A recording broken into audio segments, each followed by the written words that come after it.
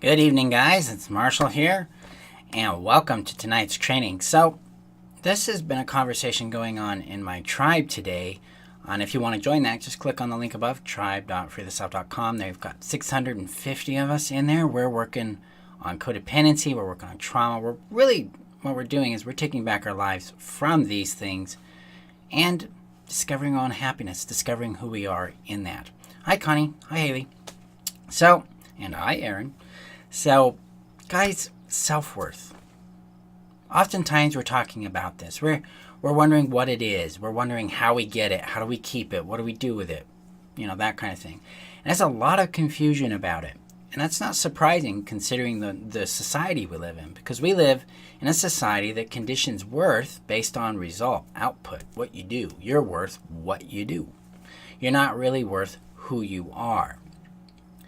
And if we've grown up in narcissistic systems, whether it's a religion, whether it's a family unit, or whether it's a dominant relationship in our life, we're going to be conditioned to think that our worth is predicated on the approval of another person.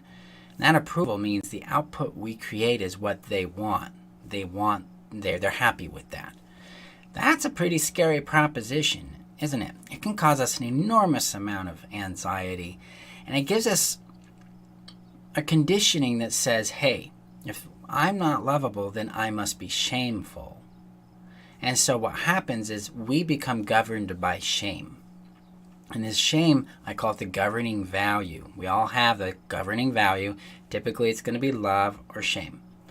And this governing value traps us, if it's shame, it traps us into a cycle of self-loathing and self-hate. And we attract people, places, and things that echo this and amplify it for us.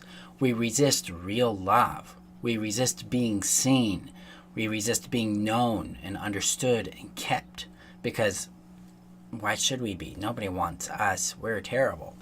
But if love is that governing factor, and all of a sudden, we're not very concerned about what other people think. We're not pursuing the carrot of approval.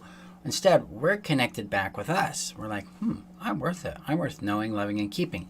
And with that confidence, we start to make choices and choose people, places, and things that reflect that to us. They honor it. They respect it. And that's the key here. They see it too. Notice the difference here. People who cherish us for our output only value us for what we do. So we're hooked on their approval. But with people who love us, they respect us. They see the inherent value of our existence, and that's the key. We are inherently valuable. So when it comes to self-worth specifically, we need to do 3 things. 1, stop evaluating your worth. Stop it. No more. No more evaluation of worth. Give yourself permission to be who you are as you are. Don't even give yourself permission to be enough, because that's another judgment on your worth. Be you. Connect with you. Honor you. That's essential. So, step 2, release the toxic mindset that feeds this need for approval and get the core need met. Now, your need for validation, your need for belonging, your need to be understood and seen, these are valuable, real, essential needs we all have. So there's nothing shameful about them. They're actually very legitimate needs. We just need to get them met without the dependence on another person to validate our self-worth. In other words, we want to surround ourselves with people who already honor, respect, and like us for who we are. And if we don't have that yet, then we need to start building that out. First, again, by retrieving our value and making it sacred, keeping it with us so we stop evaluating it. And 2, then we go out and we find people who like the things we do. And then we start experimenting. Do they respect us? Do we respect them? Do they like us? Do we like them? Do we have chemistry? Are we interesting to each other? Do we want those friendships? That's how we start to build that up. And then 3rd, we need to step into being ourselves without judgment. We need to suspend the idea that there's something wrong with us. I call this the rightness of you. We give up this judgment that there is something we need to evaluate about ourselves, and we connect into the rightness of our beingness. And we honor that. Now, again, beingness, not doing this. See, we don't earn our value. We don't prove it. If you're in a system, if you're in a relationship that demands that you prove yourself, you prove your worth to them, then you're in a narcissistic system. You need to get the hell out of it and move to a system where you're valued for who you are, valued for your existence, not condemned to change before they'll give you love. Okay? Anybody that carrots love like that is toxic. They've got a big problem.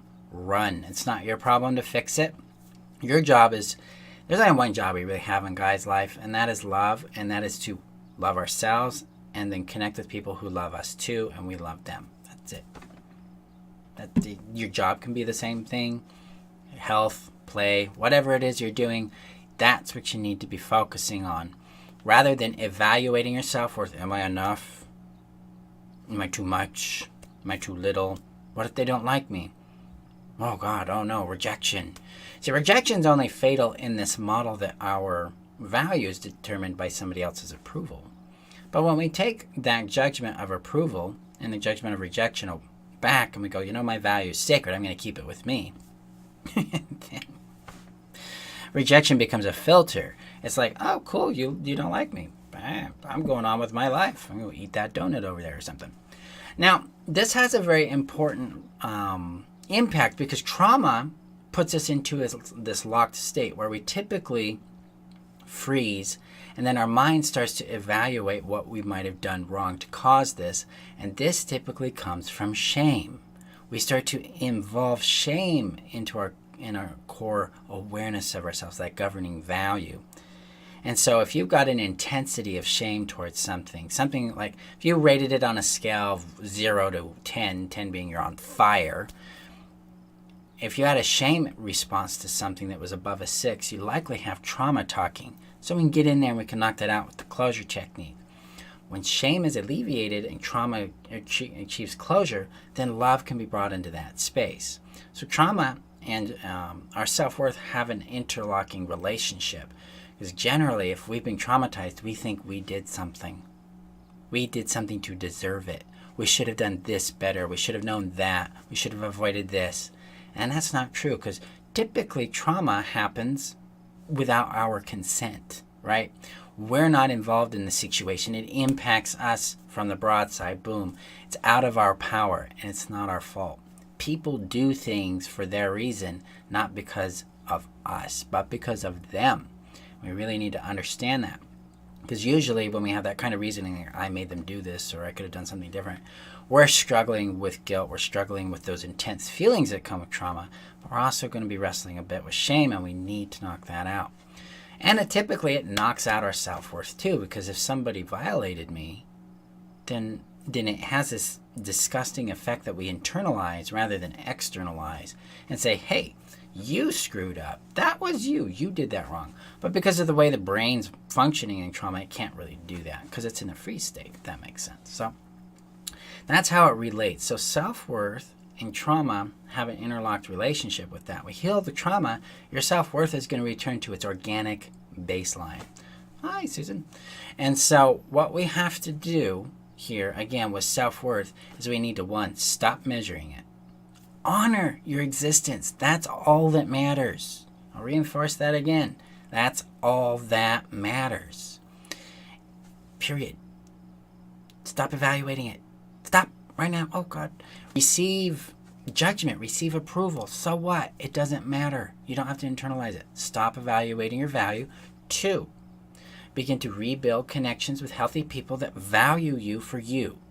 This is the inoculation component. It's like you don't go out and you hang out with the toxic people thinking you're going to be like anti-toxic. It doesn't work that way.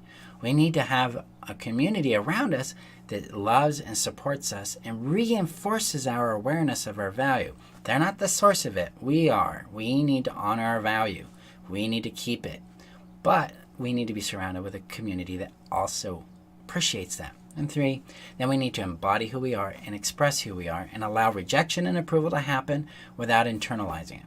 Okay, guys? So this is how we work with real self-worth. self-worth. Now, if you're struggling with this and you're like, hey, I want some really deep work with this, I invite you to apply to the Get Closure Now course for a couple of reasons. One, typically if you're really struggling with it, you've got trauma in the background and we need to knock that out.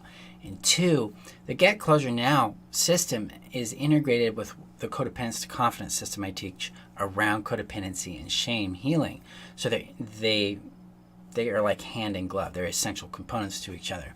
And with the Get Closure Now system, you actually get both. So you get the whole package you could possibly ever need to resolve codependency, achieve closure and achieve closure in trauma, and rediscover your own happiness, love, and confidence. Because that's what I do, guys. I'm the mentor that helps you rediscover with that because I've done it myself. So if you want that, click on the link above and apply for your seat. We only have 7 seats left. We start in a week and a half. So June 3rd is the day we start. If money is a concern, don't let it be. Please reach out because I have what's this model called income aware pricing, and we can get you in based on your income and help it work, because you should not have your healing, controlled by your income, right? I'm a big fan of paying for it because people help take care of me, lifted me out of those holes when I was stuck in them, and that's just part of how I pay for it. So I appreciate you guys. Okay, Benny's, hi, Susan. Benny says, what if there is no healthy people? This is where we have to build a new network of people. Part of the problem with finding healthy people is we struggle to even know what the hell a healthy person looks like, right? How do they behave? What's the energy they put off? What's the kind of personality they have? Where do I find them? And the first place I start people out with this is becoming rooted in them. Because there's a harmony that happens in life. If I'm exuding a certain kind of vibration, people are going to pick that up, and some people will be repelled by it, and some people will be attracted to it. This is why codependents and victims of certain kinds of abuse attract the same kind of person over and over and over, because they're giving off an energy and signals in their behavior that attract that kind of person. Well, as we get more rooted in our being, so we get more rooted in our worth and our value, that changes. So our energy changes, our behavior changes, and we start discovering that different kinds of people like us. We have this thing in the brain that gets really fun here. We have a bias in the brain. It's called confirmation bias. And what it does is it says there are only pink beetles in the world. So you go out into the world and all you see is pink beetles.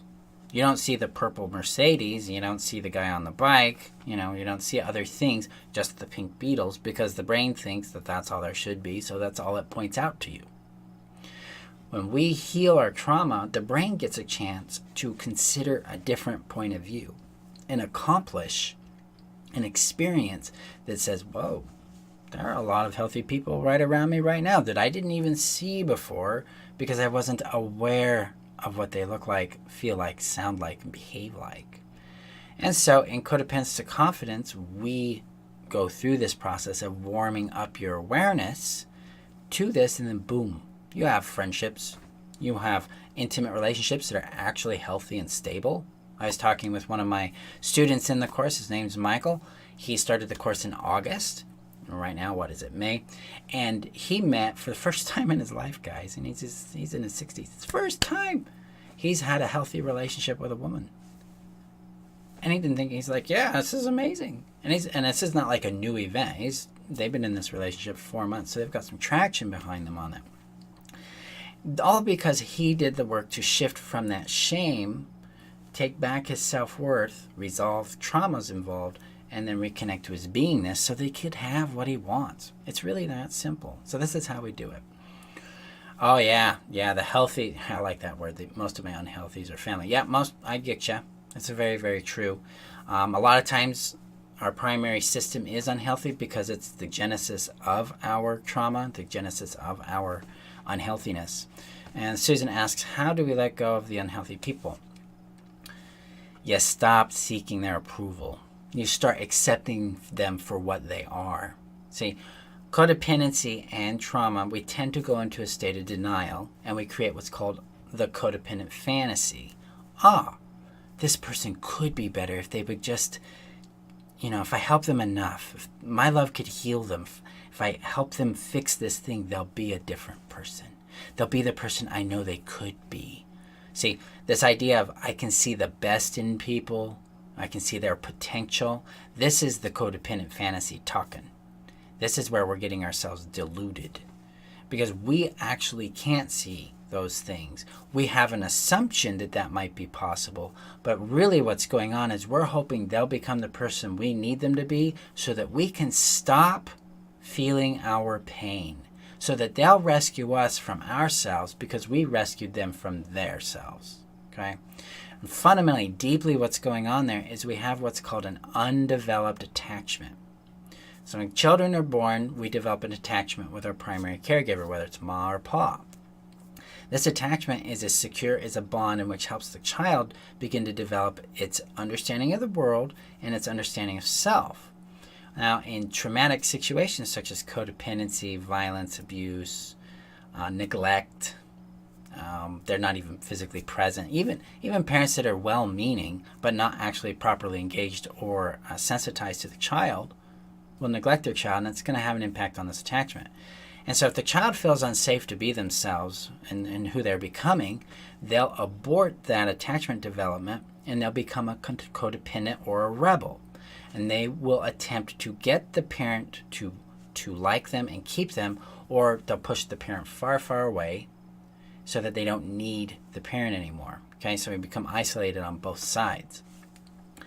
And we have to heal that attachment in order for you to move forward from being basically, in a way, addicted to the unhealthy people. Because deeply, we're just seeking their approval so that we can seek our approval.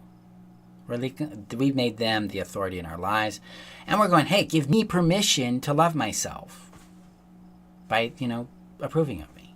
And that's nobody's responsibility but our own. But it is a child-level development. So we need to heal that attachment, help it mature into who we are so that we can develop secure attachments with people that are healthy and undo this attachment, this and typically enmeshment with the unhealthy person. We do that actually in Codependence to Confidence and the addiction to connection trainings.